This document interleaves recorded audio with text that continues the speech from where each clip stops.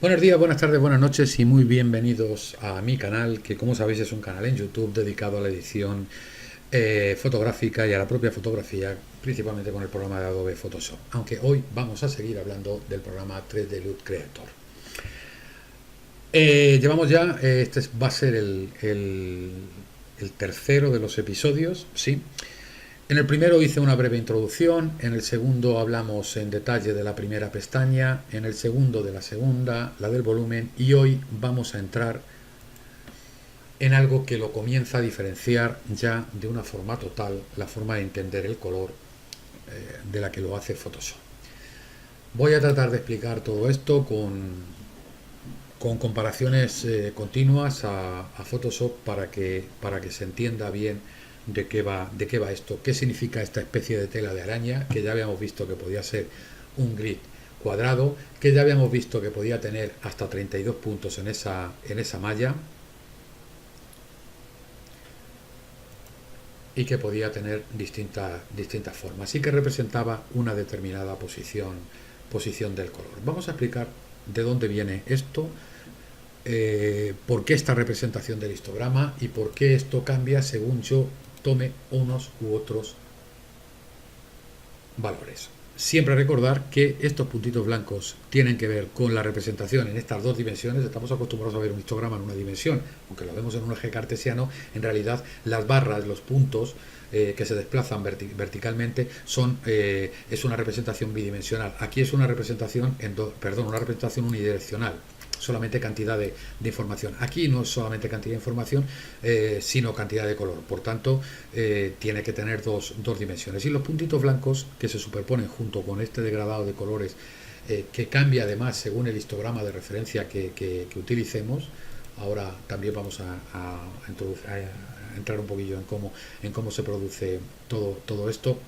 Pues esos puntillos blancos son los que representan dónde está la información de la imagen. Bueno, os voy a explicar qué es esto. Para eso voy a recurrir de nuevo a Photoshop y ya habíamos utilizado este dibujito como ejemplo, pero este dibujito es el que nos sirve para dar explicación a qué es lo que estamos viendo en esa pantalla de la cuadrícula AB en este caso. Bueno, pues recordar que de la teoría del color yo dediqué un capítulo a la teoría del color, lo podréis buscar en YouTube, por ahí andará entre mis vídeos de fotografía. La representación del color se puede hacer como un queso. En el caso del HSL, HSB, como queramos decirlo, hue, saturación, brillo, G, saturación, luminosidad, tono, saturación, brillo o luminosidad, se podría representar como un queso en el que la saturación iba saliendo, aumentando desde el centro hacia el exterior del queso, la luminosidad iba aumentando desde abajo hacia arriba y el brillo, y el tono dependía de en qué posición hiciéramos el corte al queso. Dicho en plata, esto no es ni más ni menos que este disco cortado en una determinada posición de luminosidad y nos representa todo el espectro de color en función de cómo está representado ese color. Quiero decir que no necesariamente tiene que ser un modelo HSL puro, sino que es toda representación de color tridimensional en los distintos formatos en que se puede hacer. Todos estos, desde Canal Lab hasta el RGB-W, pasando por el CMYK, en fin, todos estos. Y como veis, según donde corte obtengo este disco, y este disco es el que represento aquí. La magia del programa está en que yo puedo alterar todos estos parámetros como me dé la real gana. ¿Cómo alteramos esos parámetros y cómo se debe de utilizar esto? Bueno, en primer lugar, eligiendo un espacio de trabajo adecuado. Normalmente se debe de elegir este. Normalmente. Y digo normalmente porque es lo más habitual, es el más parecido a la representación de ese queso tal y como os la explicaba. Me faltaba que deciros una cosa con respecto a Photoshop, y es que en Photoshop esto se representa de esta manera. Si yo pincho aquí, yo no tengo un disco, tengo solamente una sección. Vemos que se corresponderá esto luego con el panel CL, pero en realidad de dónde procedía el corte es en H los grados a los que yo lo haga. Esta parte de acá, de giro, son estos grados, que empiezan desde 0 grados en el rojo y van aumentando hasta volver otra vez a 0 grados, representándose de esta manera la posición H de tono, y en coordenadas X y ya, cuanto más hacia arriba, veis que si yo aumento hacia arriba en HSB voy teniendo más saturación y más brillo conforme lo vaya estando hacia la parte de fuera. En su aplicación concreta con las curvas CL que veremos en el siguiente vídeo, esto tendrá aplicación. Pero bueno, quería que vierais cómo todo esto estaba conectado con Photoshop. Vuelvo otra vez ahora ya al 3D Look Creator y vamos a ver qué distintas cosas podemos hacer con esto y cómo funciona. La primera de ellas es... Voy a empezar en vez de por arriba, por abajo. Ya os he explicado esta parte de aquí. Esto lo tenemos claro. Bueno, el botoncito para poder volver a poner a cero. El grid, que podía ser rectangular al pulsarlo, o en forma octogonal, con más o menos puntos. Vamos a dejarlo en 16 puntos. Tenemos un grid con 16 puntos solamente en el hacia afuera. Ya me parece que es este, ya se ha convertido. Y quería centrarme en esta parte de abajo. Esta parte de abajo, fijaros que aquí básicamente lo que tenemos es una especie de revelador. De hecho, esto sería una aplicación de como si aplicáramos el filtro de cámara RAW, más o menos, su panel de básicos, a cualquier tipo de fichero utilizando el modo filtro. Y esta parte de acá con entradas de log específicos sería para el tratamiento de ficheros RAW. Aunque yo sinceramente prefiero seguir revelando el RAW de forma normal con las herramientas que proporciona ACR, no utilizar esto que no me aporta nada, y sí utilizar para balancear esto. Bueno, herramientas típicas de esto, como que es el ajuste de blanco. Yo le digo que eso es blanco y corregirá toda la imagen. En este caso veis cómo ha producido una pequeña variación en función de eso. Si yo le dijera una aberración como que esto es el blanco, pues bueno, pues tendríamos esta otra variación hacia más. Por supuesto que podemos desplazarlo como nos dé la real gana, y esto es algo normal. Esto no aporta gran cosa. Brillos, sombras, un modo automático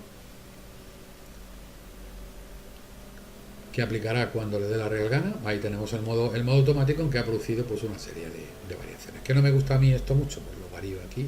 Bueno, pero esto establece nuestro punto de partida. Y yo os recomiendo que comencéis siempre por tocar esto antes de utilizar la cuadrícula esta. Bueno, pues veamos cómo utilizarlo. Fijaros que si yo pincho esta herramienta aquí y me desplazo, voy obteniendo una muestra de color que me va apareciendo aquí, y a la vez, no sé si lo veis, están apareciendo puntos. Si yo me coloco por aquí, me coloco tono verde, veis cómo va variando, el cuadrito se va poniendo aquí en distintos sitios en función de esto. Esto me está diciendo en qué parte del histograma estoy, y a partir de ahí qué cosas puedo hacer. Y una de las primeras cosas que puedo hacer es determinar, situándome en uno de los nodos de esta tela de araña, y clicando sobre él a la vez que pulso la tecla Alt, me serviría para determinar que, fijaros lo que ocurre cuando pulso, me serviría, como os decía, para determinar sobre qué zonas va a influir el hecho de que yo desplace ese tirador, como veremos más adelante. Lógicamente, si estoy en la parte exterior donde no hay puntitos blancos, no hay histograma, por tanto, pues al pulsar Alt apenas si hay información de color. Veis que aún así sí hay sí hay parte que se va a ver alterada si yo muevo ese tirador de ahí, pero una parte muy, muy pequeña. Ahora después veremos todo esto. Bueno, pues una forma, como os decía, de utilizarlo es sin más que desplazar el cursor. Yo desplazo el cursor y hago cosas de este tipo y estoy introduciendo variaciones. Como estoy actuando en una zona donde no tiene mucha influencia, estoy recortando esa galleta de una forma determinada, ¿veis? Prácticamente sin ningún resultado, salvo que comience a hacerlo por aquí, en cuyo caso ya sí estoy empezando, y aquí me los empiezo a llevar hacia acá, estoy empezando a introducir cambios. Son todos estos cambios, hagámoslo con los azules, fijaros cómo la imagen está cambiando de forma radical, pero sin un control exhaustivo de lo que estamos haciendo. Es una forma de trabajar para buscar distintas combinaciones. Mediante el botoncito lo vuelvo a hacer. Pero si yo me voy al detalle, por ejemplo, hago zoom y me voy a la cara, centro más o menos la cara por ahí. Bueno, vamos a centrar mejor que la cara, vamos a quedarnos por aquí. Entonces, colocando el cursor, pinchando ese icono, esto me está diciendo dónde están esos colores. Fijaros que el pantalón vaquero está por ahí. La cruz me dice el punto exacto. Si yo hago clic, me lo marca. Si yo hago clic, me va marcando el adyacente más parecido. Y si yo ahora cojo estos puntos y los comienzo a mover, por ejemplo, hacia acá, fijaros cómo ya sí estoy teniendo una actuación selectiva. Claro, al actuar solamente sobre uno y producir desplazamientos tan grandes, los colores que no coinciden con ese, por la separación que hay entre la cuadrícula, por eso cuanto más cuadrícula tengamos, más precisión tendremos, pero tampoco hay que exagerar porque no siempre conviene. Fijaros cómo si yo voy moviendo el otro, lo voy teniendo más cercano. Pero voy a resetearlo. Si yo ahora cojo toda la fila y toda la fila la muevo hacia acá, fijaros cómo voy variando los tonos de todo, incluso los voy quitando, porque le voy eliminando. Ahora sí he tenido una variación importante. Pulso la comparación y esta es la diferencia entre uno y otro. Vuelvo al botoncito de zoom. Tengo el zoom en más de forma normal. Yo activo el zoom y lo tengo en más. Si teclo la tecla A lo pongo en menos y puedo venirme. He pulsado la tecla comparación y con la tecla comparación estoy viendo el resultado del antes y el después. Esto puede ser útil en muchísimos casos. Si yo ahora quiero influir sobre este es el después, yo quiero influir ahora sobre el verde, vuelvo a marcarme aquí, me vengo a este verde, me dice que está ese verde por ahí, ese verde lo vamos a virar al amarillo. Pues una forma de virarlo hacia el amarillo sería girarlo hacia acá. Y lo estoy separando, fijaros el cambio ya tan importante que estoy introduciendo. Incluso le puedo quitar saturación. Ahora esto que se me ha ido mucho de rojo, fijaros dónde está, pues vamos a bajarle la saturación. Y le podemos bajar la saturación aquí y girar, llevárnoslo un poquito más hacia los verdes. E incluso porque este es adyacente también. Bueno, fijaros el cambio tan brutal de imagen que he tenido.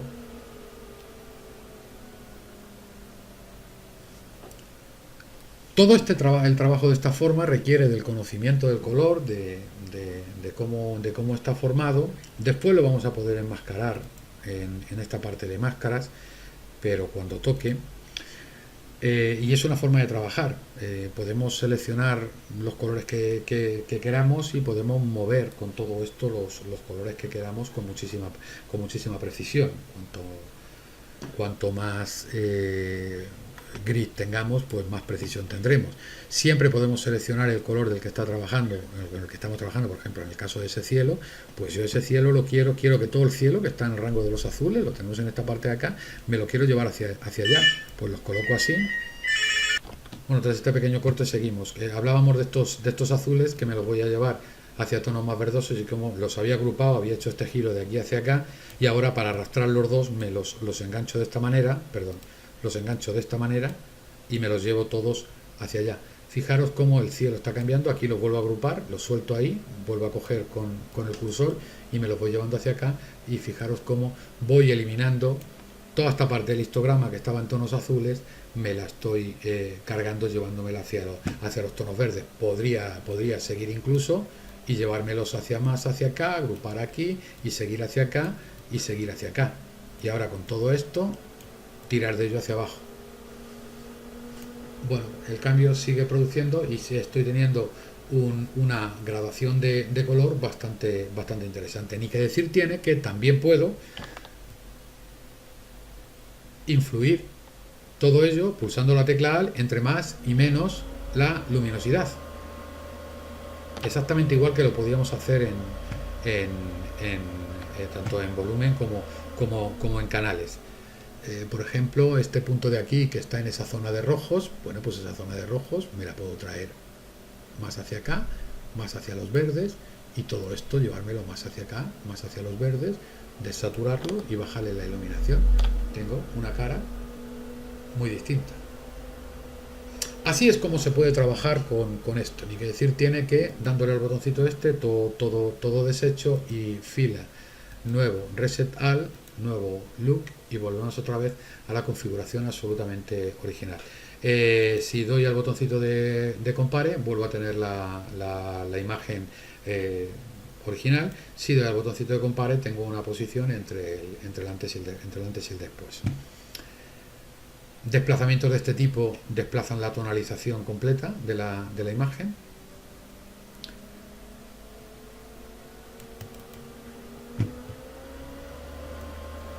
Eliminaciones de este tipo se cargan cuadrantes completos de color.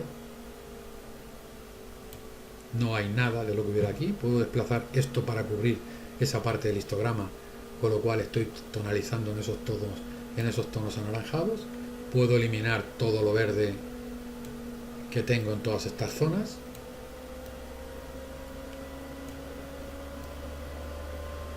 Y dejar algo como esto, que ahora voy a girar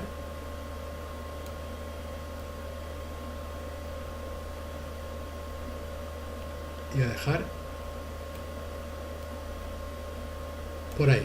Desaturaciones muy guapas que, ajustando con brillo y con contraste, podemos hacer cambiar la imagen, aumentando la saturación, cambiar la imagen brutalmente. Si yo me volviera a la pestaña volumen y levantar a los rojos, tendría ese cambio de volumen. Y si me viniera a la pestaña canales, hiciera algo así, tendría una tonalización en tonos amarillos, en tonos cálidos. Hasta aquí la primera parte de la explicación del canal, perdón, de la cuadrícula AB. Seguiremos con un segundo capítulo en el que entraremos en más profundidades en esa cuadrícula. Muchísimas gracias por vuestra atención y nos vemos de inmediato en el siguiente vídeo. Buenos días, buenas tardes y muy buenas noches.